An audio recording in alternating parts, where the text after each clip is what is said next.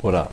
Today I want to talk about overcoming your fears through a very simple, very easy, very old technique called negative visualization. It comes from Stoicism, something that Tim Ferriss and Ryan Holiday talk about a lot. It's a negative visualization. So it's not where you just dwell on the worst things that's ever happened to you and just go through all your depression so that you kill yourself. It's very similar to positive visualization, but sort of on its head. So what is something that you're afraid of? So for me, it used to be getting fired from my old job. I was just haunted by, every time I made a mistake, that was my big fear. Like, I'm going to get fired. Every time I CC'd the wrong person or something in an email, like something fairly inconsequential, I'm going to get fired. And so we negative visualize. You imagine what realistically is the worst thing that could happen as a consequence of this thing. What realistically could happen? So realistically, if I mess up an email, my boss used to have a saying years back. It says, like, if you make a mistake once, it's fine. If you make a mistake twice, then that's like a real problem. Like, you need to learn from your mistakes. And so it was really cool. So if I make a mistake once, it's fine. So am I actually going to get fired if I don't know, do the incorrect formatting for a report? No.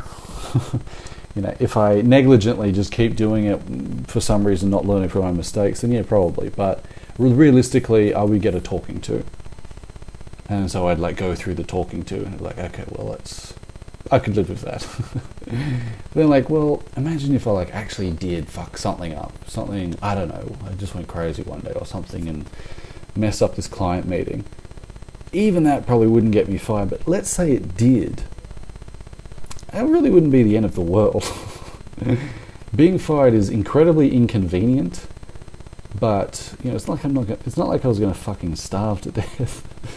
It's not like my family is going no, we're not going to help you.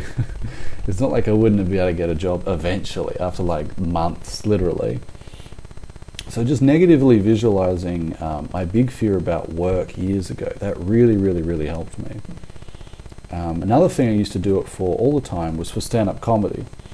So imagine you're about to get up on stage and you've just watched the previous 7 comedians before you get up on stage and just die horribly.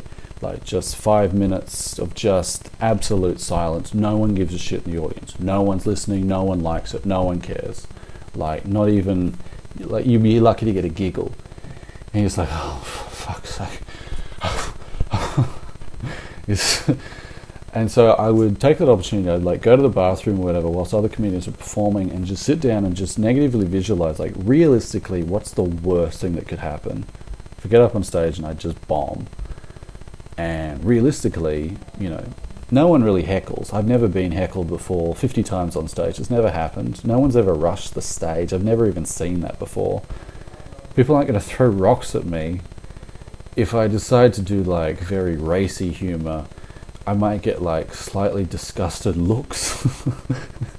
Where it's just going to be people who are just oh my God, and just on their phone or talking or thinking about something else. And it's just 5 minutes of intense awkwardness, and I get off and go about my day.